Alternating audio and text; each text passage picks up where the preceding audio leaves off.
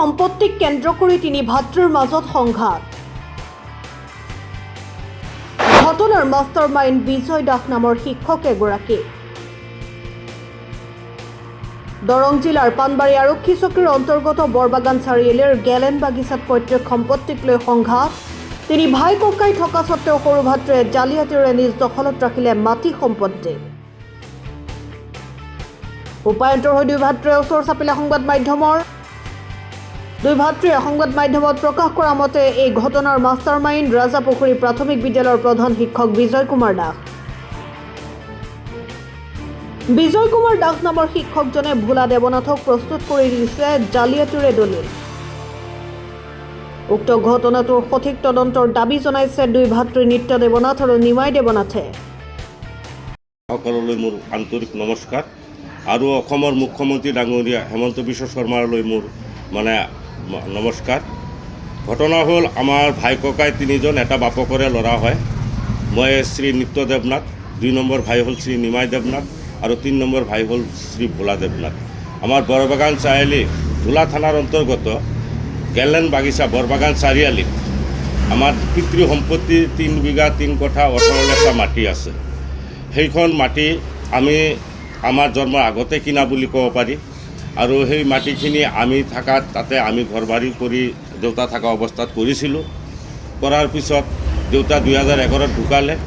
ভণ্টি এটা আছিল, ভাইটি এটা আছিল, বিয়া বাৰু দিয়া হ'ল, বিয়া কৰা হ'ল। তাৰপিছত 2016 ডিচেম্বৰত যেতিয়া নেকি আমি ঘৰত মাকক যাই ক'লোঁ, মা মাটিখিনি এতিয়া ভগাই দিয়ক আমাক, তেতিয়া ভোলা দেৱনাথ, সৰু ভাই ভোলা দেৱনাথে দা লৈ খেদি আহিছে।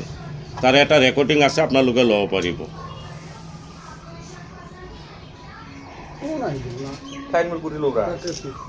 তাৰপিছত সেই মাটি তাৰপিছত সেই মাটি লৈ কিবা কাজিয়া কেচকাল হ'ল, ধোলা থানাত মাৰামাৰি কেছ হ'ল। কেছ হোৱাৰ পিছত তাতে ধোলা থানাত আপোচ হ'ল। আপোচ হৈ মাটি দিম বুলি কৈ আপোচ হৈ আহি ঘৰত আকৌ দা লৈ খেদি আহে। সি দা লৈ আহিছে। তেতিয়াতো আমি আহি গ'লোঁ। পিছদিনাখন সেই আপোচ হোৱা কেছটো SP ছাৰৰ তাত যাই কমপ্লেইন কৰি সি ৰেজিষ্টাৰ কৰিছে। বৰ্তমান সেইটোত আমি আসামী হৈ আছোঁ। তাৰপিছত আমি যেতিয়া কোৰ্ট কেছ কৰিলোঁ যে এটা জালিয়াতি দলিল ওলাইছে ৰাইজমেলত গামবুঢ়াৰ আগত, এইটো দলিল। আৰু এই দলিলখনত লিখা আছে সম্পূৰ্ণ কথা, পঢ়ি শুনাব লাগিলে শুনাই দিম, নালাগে। তাৰে দলিলৰ 1 নম্বৰ সাক্ষীজনৰ কাগজ লিখা আছে, এই চাই লওক।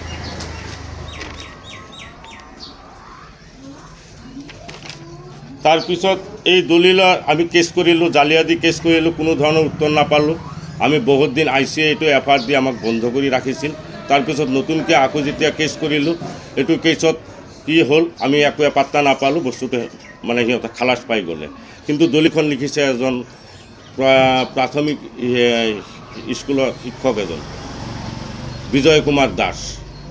এই বিজয় কুমাৰ দাসজনে আজি দলিলখন লিখাৰ কাৰণে আমি ভাই ককাইৰ মাজত এটা পিতৃ সম্পত্তিলৈ বিশৃংখলাৰ সৃষ্টি হৈছে। গতিকে এইটো লৈ মই কোনো জাগাত বা কোনো অফিচত যাই কোনো মই ৰেছপন্স পোৱা নাই। গতিকে এইটো মাননীয় মুখ্যমন্ত্ৰী হেমন্ত বিশ্ব শৰ্মা ডাঙৰীয়াক অনুৰোধ জনাইছোঁ, ইয়াৰ বিহিত ব্যৱস্থা লাগে।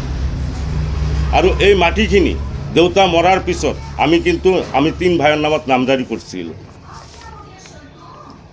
এয়া নামজাৰি কাগজ।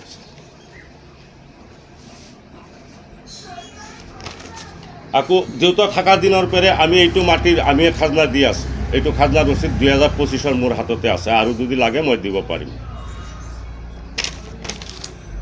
আৰু এইখন যিখন নেকি ধোলা থানাত কেছ হোৱাৰ পিছত আপোচ হৈছিল, এই আপোচনামাখন তাৰপিছত যেতিয়া নেকি আকৌ কোৰ্টত আকৌ তাক মাতি পেলাই আপোচ কৰা হৈছিল, এই আপোচনামা কোৰ্টৰ আপোচনামা।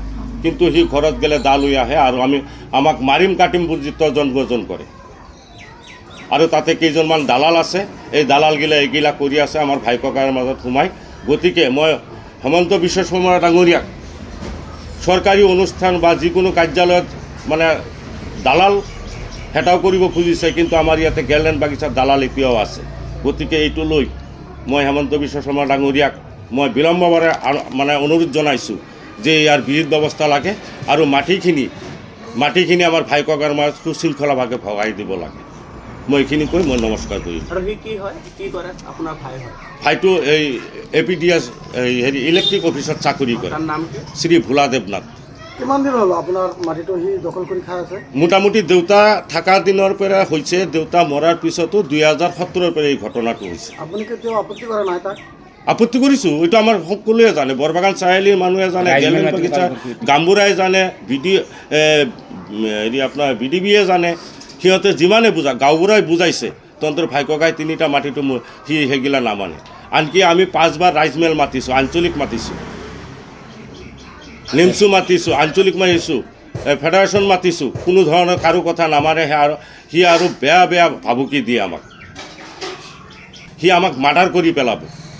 গতিকে মই এইটো কোনে কয় এইটো? এইটো ভোলা দেৱনাথে কয়। ভোলা দেৱনাথে আপোনাক মাৰ্ডাৰ কৰিব বুলি কয়? হয়, তাৰে 2টা ৰেকৰ্ডিং আছে, আপোনালোকে ল'ব পাৰে। নমস্কাৰ দিম। হয়, নমস্কাৰ। মই নিমাই দেৱনাথ, পিতা মৃত গৌৰাংগ দেৱনাথ। আমাৰ গেলেন বাগিচাত প্ৰত্যেক সম্পত্তি 3 বিঘা 3 কঠা মাটি আছিলে। 3 বিঘা 3 কঠা 18 লেচা মাটি আছিলে। এইটো ইমান দিন ধৰি ভালে চলি আছে, দেউতা থকাৰ পৰা জন্মৰ পৰাই ভাল চলি আছে। কিন্তু যেতিয়া আমি 2016 চনত ভাগ বতৰা খুজিব যাওঁতে মোৰ সৰু ভাইটি শ্ৰী ভোলা দেৱনাথ তেওঁ দা কোঠা লৈ খেদি আহে। আমি 2 ভাই ককাই ঘৰত সোমালে দা কোঠা লৈ খেদি আহে, আৰু সেই বুলি ঠেলাঠেলি হৈ লিখিত এজন বিজয় কুমাৰ দাস এখন লিখিত দলিল কৰিলে। সেই দলিলখন ৰাইজমেলত মাতাৰ পিছত দলিলখন আমাক ওলাই দিলে। ইমান দিন আমি একো নাজানো দলিলখনৰ বেপাৰে, আনকি ঘৰৰ মানুহে কোৱা নাই, মাকেও কোৱা নাই, লিখিতজনেও আমাক কেতিয়াও কোৱা নাই। আনকি 3 দিন আগত তেওঁ কৈছে দেউতাৰ সম্পত্তি তহঁতে ভগাই পাবি। মোৰ তাতে তেওঁ ৰেকৰ্ডিং আছে, শুনিলে আপোনালোকে শুনিব পাৰে। এই দলিলখন ৰাইজমেলত ওলাই দিয়ে। আমাৰ পৈতৃক সম্পত্তি 3জন ভাই ককাই, 3জনৰ নামত নামজাৰি আছে, খাজনা পাতি আছে, কিন্তু আমি ঘৰত সোমালে আমাক দা কোঠালৈ খেদে। আৰু এই দলিলখন দেখুৱাই আমাৰ এই ৰাইজৰ পৰা উঠাই দিছে আমি নাপাওঁ বুলি। গতিকে আমাৰ যিটো অসমৰ মুখ্যমন্ত্ৰী আছে হেমন্ত ডাঙৰীয়া, তেওঁৰ তাত মোৰ বিনম্ৰ অনুৰোধ। আৰু এই দলিলখনৰ আমিতো নাজানোৱে, 1 নম্বৰ সাক্ষীজন দিয়া আছে সুনীল চন্দ্ৰ শীল। এওঁ লিখিত দিছে যে মই এইটো আপোনালোকৰ দলিলৰ বেপাৰে একো নাজানো। আনকি বিজয় কুমাৰ দাসে সুনীল চন্দ্ৰ শীলক চহী দিয়া বুলি ক'ব, নহ'লে আপুনি জেলত যাবি বুলি ভাবুকিও দিছে তেওঁ। আচ্ছা, এই দলিলখনৰ ওপৰত আমি এখন আগতে পাণবাৰী থানাত 2-3টা এজাহাৰ দিলোঁ, কোনো বিহিত ব্যৱস্থা নাপালোঁ। নেক্সট আমি মঙলদৈ কোৰ্টত জালি দলিলৰ ওপৰত এখন কেছ কৰিলোঁ। সেই কেছখন ৰেজিষ্টাৰ কৰি দিলে ধোলা থানায় পাণবাৰী আউটপোষ্টত। পাণবাৰী আউটপোষ্টত যোৱাৰ পিছত IC আছিলে বিকাশ কুমাৰ সিং, তেওঁ আমাক কোৰ্টৰ কেছ কোৰ্টত যাব বুলি কৈ তেওঁ আমাক খেদি দিলে। আৰু এইটো কেছ 17ত কৰিছিলোঁ, 2/17ত কৰিছিলোঁ। কেছটো 19/6ত ওলাইছে, কেছটো FIR হৈ। তেওঁ তদন্ত নকৰাকৈ কেনেকৈ FIR দিলে সেইটো অলপ চৰকাৰে তদন্ত ল'ব লাগে, নতুনকৈ আৰু অলপ তদন্ত লওক। আৰু আমাৰ এইটো বিনম্ৰ অনুৰোধ, পৈতৃক সম্পত্তি ৰাইজে যদি চবেই পাইছে আমিও পাব লাগে। আপুনি ক'ব আমাৰ মাজত আমাৰ 3 ভাই ককাই আগতে যেনেকৈ আছিল, আমাক আপোনালোকে তদন্ত কৰি আমাক ভাই ককাইৰ মাজত মিলামিলি কৰি দিলেই হ'ল। আমি সেইখিনি আপত্তি কৰিছোঁ।